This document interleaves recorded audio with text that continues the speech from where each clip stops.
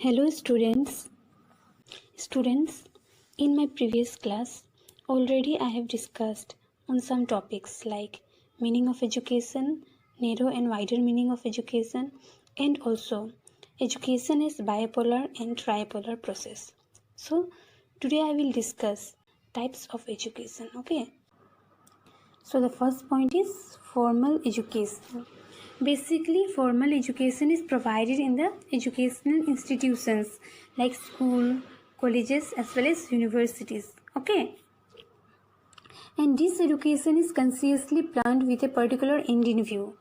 That means this type of education is consciously planned. It's pre-planned, okay, by keeping in mind certain goals, objectives and aims of education. So formal education.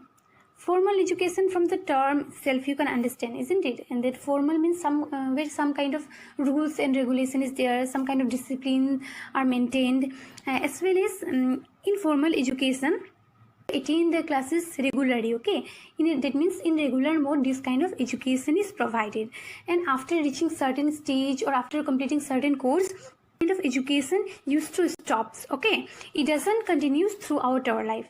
Just take an example of pre-primary. It starts from the pre-primary stage onwards, and after completing master degree this kind of education used to stops. Okay, it doesn't continue throughout our life.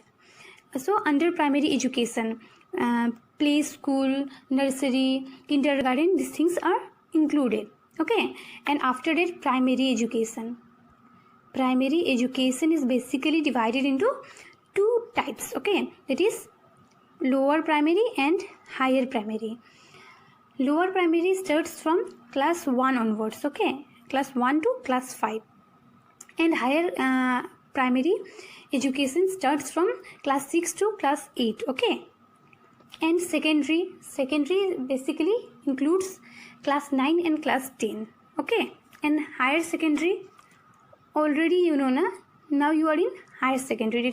It comprises the duration of 2 years. Okay, that is HS first year and HS second year, and after that you will have bachelor degree. That covers the 3 years. Okay, and it covers the duration of 3 years, and after that you will have master degree, which is of 2 years, and after completing master degree this kind of education used to stops. Okay, in formal education, how students are evaluated?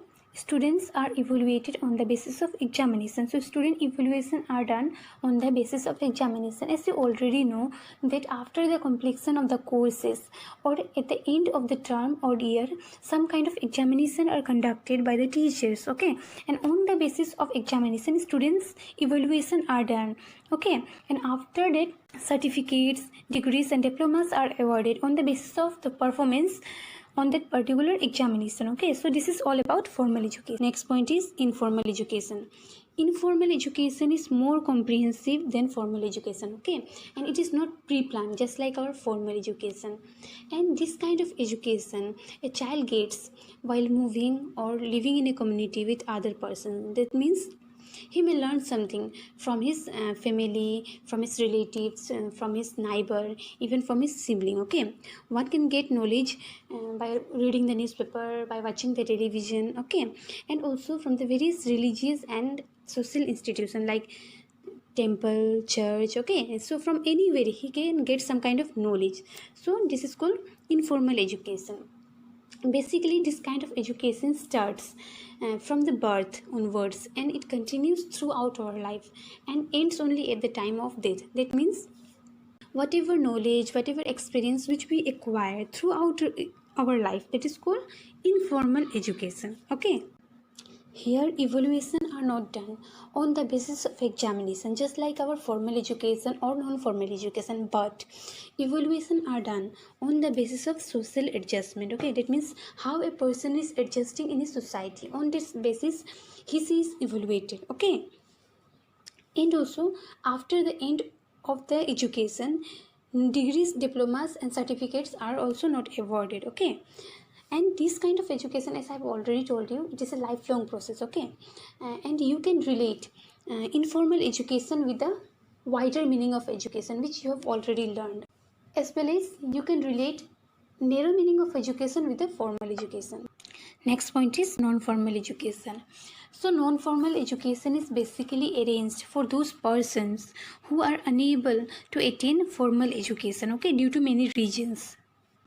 For example, housewives, school dropouts, or the person who are already in job but they want to uh, continue their education, okay, and then they can get enrolled in non-formal education and they can pursue their education, okay, without any hindrance.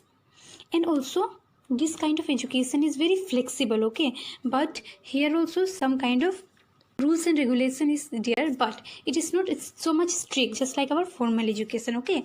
Here more importance is given on all-round development of men, okay.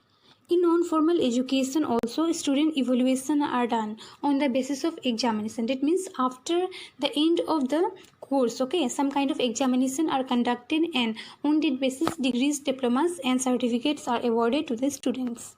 So now we will discuss the agency or sources of education. It means from where this kind of education used to get, like formal, informal and non-formal education, okay. So with an example you will understand more clearly.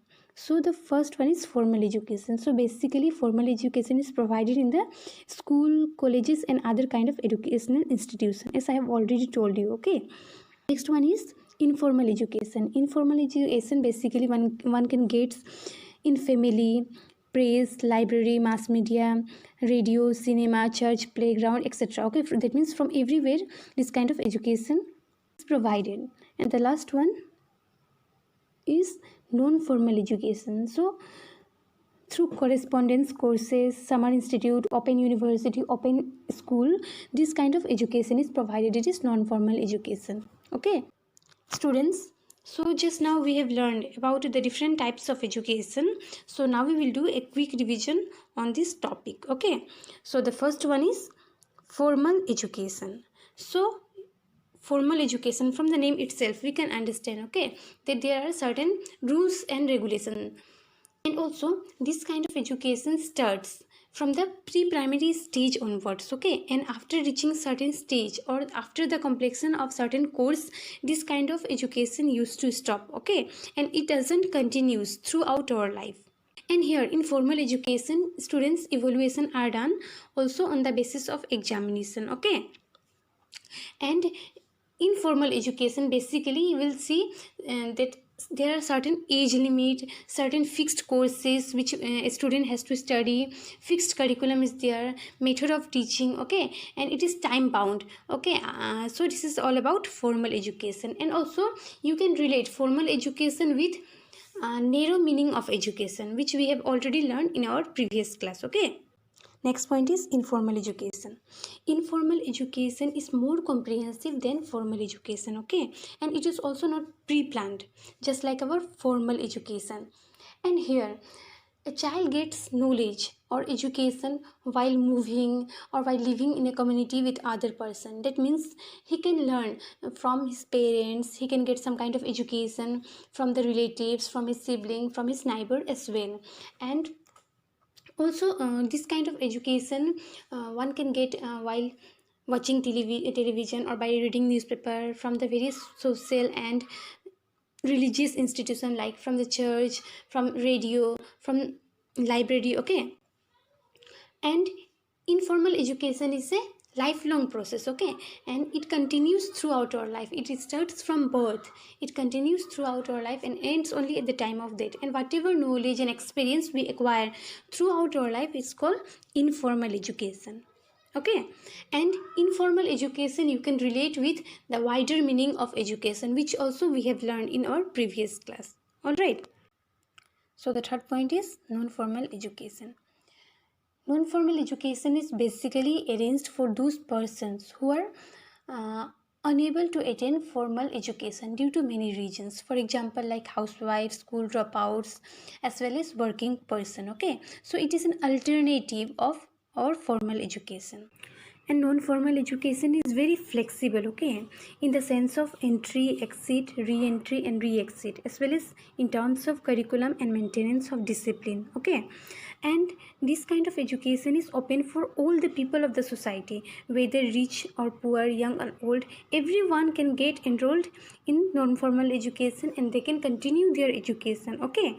And here also some kind of evaluation are done on the basis of examination, okay, and after that certificate, degrees and diplomas are awarded to the students. Okay, so this is all about non-formal education. Students, if you have any doubt in this topic and the topics which I have discussed in my previous class, then you can ask me. Okay, so that's all for today's class. Thank you.